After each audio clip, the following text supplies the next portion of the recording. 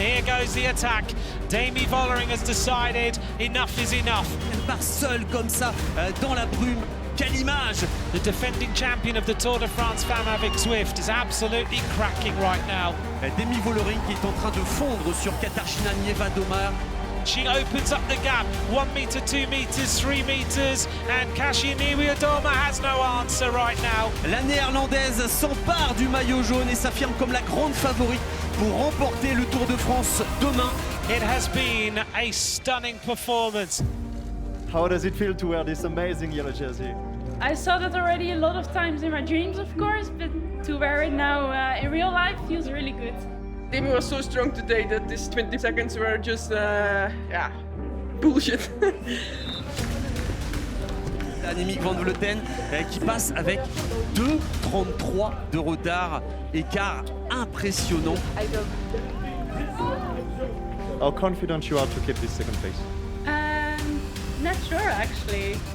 To be honest, TT isn't my strongest part. I just hope to ride it safe and to do my best, and we will see tomorrow.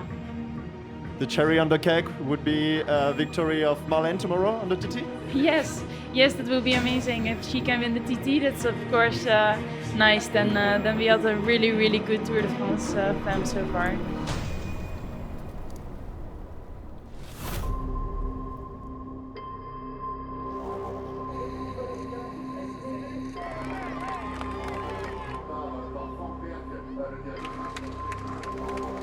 Le chrono final de ce deuxième Tour de France Femmes avec Zwift, 22,6 km au Tour de Pau sans difficulté, hormis une petite bosse juste avant le premier point intermédiaire, une dernière rampe finale. À près de 5%, les rouleuses seront donc à leur avantage sur ce tracé. C'est à 13h30 que la première concurrente, Marjolaine Van Geloof, s'élance, mais il faut attendre un peu plus d'1 heure pour avoir le premier temps de référence. Vittoria Guazzini est la première à passer sous les 31 minutes, la première également à passer au-dessus des 44 km/h de moyenne sur le parcours palois.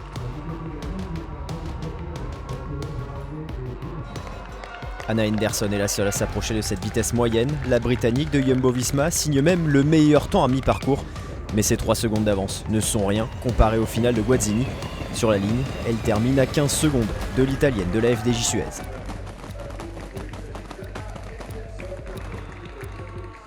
Mais cette première place de Guazzini ne tient qu'à un fil. Les spécialistes et candidates à la victoire du jour se sont élancés à leur tour. Audrey Cordon-Rago améliore d'abord le premier intermédiaire, mais à peine quelques secondes plus tard, Grace Brown pulvérise cette marque.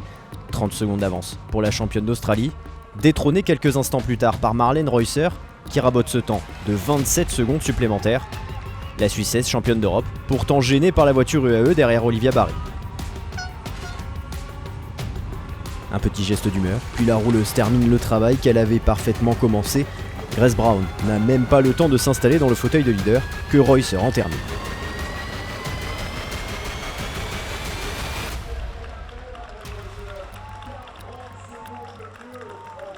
Marlene Reusser frappe un grand coup. La Suissesse était l'ultra favorite de ce chrono, elle tient son rang. Ne reste plus qu'à attendre le dernier passage pour valider, peut-être, une nouvelle victoire sur le Tour de France. Et justement, les leaders du général sont en train de partir à leur tour. Lotte Kopecky et Ashleigh Moolman-Pasio peuvent encore rêver du podium. Leur objectif, Annemiek van Vleuten, 3e, voire Kasia Niewiadoma, dont le chrono n'est pas la spécialité. Elle, de son côté, est beaucoup plus tranquille au moment de s'élancer à 17h01. Demi Vollering, qui compte 1 minute et 50 secondes d'avance sur Niewiadoma, n'a qu'à terminer ce qu'elle a débuté hier sur les pentes du Tourmalet pour valider sa victoire finale. La course au podium s'échappe vite pour Moolman-Pasio. La Sud-Africaine est trop loin pour espérer reprendre 2 places. Elle se retrouve même sous la menace de la bourse pour rester dans le top 5. Come on, to the line, to the line, to the line. Up, up, up, up, up, up, up, up, up, up. Everything, come on, come on, come on, come on. Every second counts. Autre femme en difficulté, Annemiek van Vleuten, encore émoussée de la veille, la néerlandaise, pourtant championne olympique de la discipline, réalise une première partie de course compliquée au pointage intermédiaire. Elle a 30 secondes de retard sur Kopecky et perd donc sa place sur le podium provisoire. La Belge, elle, est en état de grâce. Elle dépose Moolman-Pasio à 2 km de l'arrivée et termine à 37 secondes de sa coéquipière Marlene Reusser. De Clermont-Ferrand à Pau, Lotte Kopecky aura été l'une des têtes incontournables de ce Tour de France Femmes avec Zwift.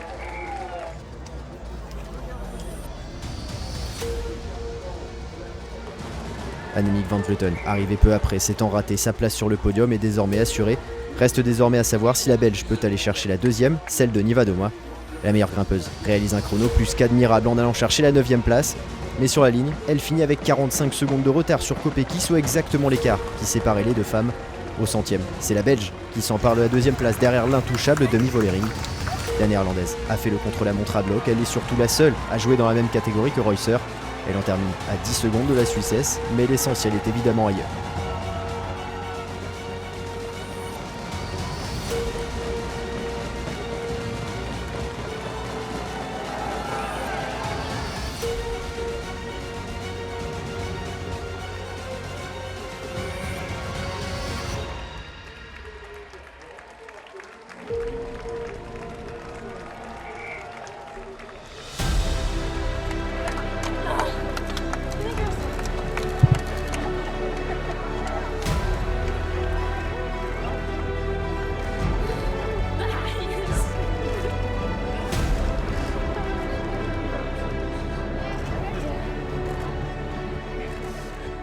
Déjà vainqueur d'une étape l'année dernière, Marlene Reusser est la première à remporter un contre-la-montre dans le Tour de France Femmes avec Zwift. La SD Works aura encore marqué cette journée de son empreinte avec un triplé retentissant. Au classement général, Demi Vollering remporte logiquement cette 2e édition du Tour de France, son premier grand tour après ses 2e places l'année dernière sur le Tour et la Vuelta. Elle termine avec plus de 3 minutes d'avance sur Kopecky et Niewiadoma qui en termine donc dans la même seconde. Vainqueur l'année dernière, Annemiek van Vleuten n'est même pas sur le podium. I think I still can, again, still not can believe it. Or, of course, I worked hard, but it's just not only working hard, you know. You have a dream and you work really hard for it, but it's believing in it, and yeah, I feel like everything comes together, and yeah, it's just an amazing season for me. Elle ne l'aura porté qu'une journée lors de ce chrono, mais Kopecky remporte le maillot vert en ayant largement dominé ce classement. La Belge aura parfaitement remplacé Lorena Wiebes au sein de la SD Works avec 243 points. Kopecky n'a pas eu la moindre rivale.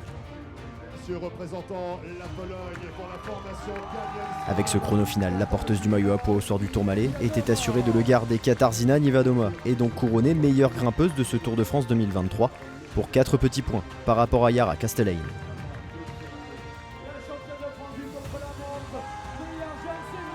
Cédrine Carbaol avait résisté hier aux attaques d'Ella Willy. Elle a parfaitement géré ce dernier chrono en reprenant plus d'1 minute à la néo-zélandaise ce dimanche.